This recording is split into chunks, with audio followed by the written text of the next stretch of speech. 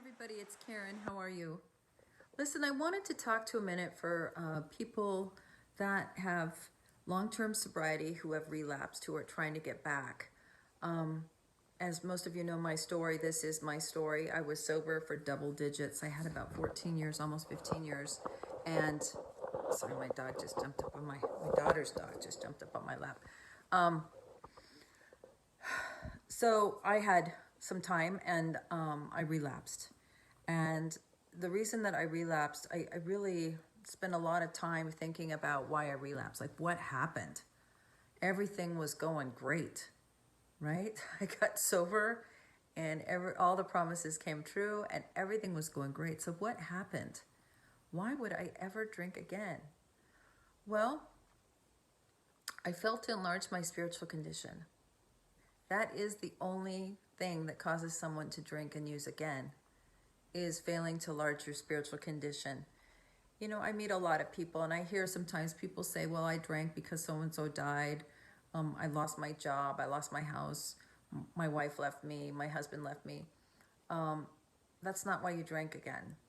Why you drank again is you failed to enlarge your spiritual condition, because there's all sorts of people that are spiritually fit and terrible things happen to them and they make it through. They survive it. It's called, I posted the reading this morning, my reading out of the big book, and it's called Meeting Calamity with Serenity, right? So those aren't reasons why you drink. You drink because you're an alcoholic, and if this thing is untreated, you will drink again. Now, what do you do once you've drank and you try to get back? It's very hard. And they told me when I got back, the odds of me staying were very slim. And I think that's because the ego gets so big. See, the ego is the last to go and the first to come back. And so when you get sober, your ego is pretty much smashed. You've had it, right? You have just taken a beating. And that's what it takes, right? For you to give up and say, I need help. I need help. And when you do that, you become willing and open-minded and honest, and you start being willing to do anything. But then you get sober for a while, maybe a long time like me, and all the promises come true and everything is great. And all of a sudden you back up on the program of recovery. You fail to enlarge your spiritual condition. In fact, you didn't even maintain it. All of a sudden it became like you did it. I'll speak for me, like I did it. I got sober. I was staying sober, and that's not the truth. I cannot stay sober on my own. I have to have a higher power. So the ego is the last to go when you get sober, and it's the first to come back when you relapse.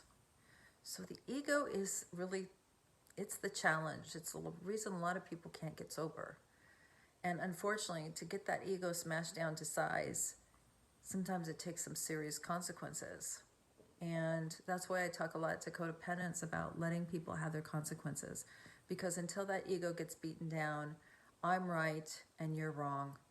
And then I come back, I finally made it back to AA, and I was begging them for help. But every time they tried to help me, after I had this head full of AA and a belly full of booze, I'd say, I know. They said, well, we're going to need to do the steps. I know. Well, you know what they say about acceptance? I know. I knew everything. Very unteachable that way, when you know everything. And, I did know the book. I had sponsored women. I had taken people through the steps. I'd been through the steps. I was volunteering at Mad Dog Days and at all these different treatment centers, and I was doing the deal at one time. And so trying to teach me how to get sober again, how to teach me something new, it was like I couldn't wrap my mind around it. I already know. I know the answer.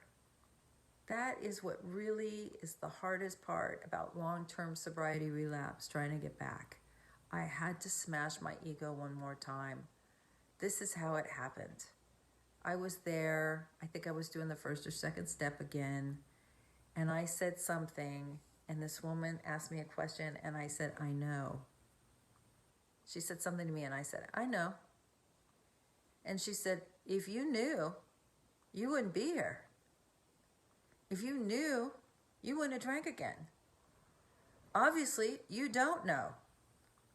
And I was like, at first I was like, fuck you. Don't talk to me. Do you know who I am? Oh, come on. That is all ego. I really had to be willing to say, I don't know. And you know what? I got in a group that was different. And they went only by the big book, the first 164 pages, which I really needed. And that's why I talk about it a lot. There is an answer and a program for people that just cannot get it through their thick skull like me. And that's why I share this with so many people, is because some of us are not that teachable. And we're stubborn. And we are mentally ill. I think the mental illness of alcoholism on the spectrum of mental illness falls somewhere between narcissist and OCD. The obsessive compulsive disorder and narcissism. I mean, I don't know what that's about. Why it's so hard for me to see the truth about myself. Why am I so delusional to think that I know? I'm saying, I know. I had just come off a relapse where I lost everything. Everything. Every family member, every loved one, everything I owned. I was homeless. And yet I had the nerve to say to this woman, I know. And thank God she checked me. You don't know, bitch. I mean, it's just kind of the way she said it to me. You don't know. And if you don't listen and take some suggestions, you're going to die. Because women like you, this is what she said to me, women like you with long-term sobriety that relapse and try to come back, they don't make it. The guilt and remorse of what they've done to their kids is too much. They don't make it. So she said, you better start getting willing and take direction, because you're going to die. And it's not going to be pretty. And I was like, oh my God, I knew in that minute she was right. And I had to humble myself, and I had to do it all over again. And I had to decide this time I didn't know. I still don't know. I say that all the time. I don't know. I don't know what I'm doing. You may think that I'm doing these videos from the luxury of a multi-million-dollar home, right? With lots of money and, all the comforts. I'm not. You know what I mean? I'm not. I'm struggling like everybody else. Even more so right now. I mean, it's not going to help you to lie to you. But, I came back into sobriety almost 8 years ago, and I built everything back up from homelessness. And yet now I'm kind of in the same spot again. I'm not homeless, but I'm unemployed. I left that treatment center. I took some time off. I had a plan. That's really funny. Alcoholics with plans are funny. I had a big plan of what I was going to do. And God knocked that plan right out from under my feet. And I didn't make a plan B. And so when that whole thing fell through in October last month, I was like, holy shit, what am I going to do?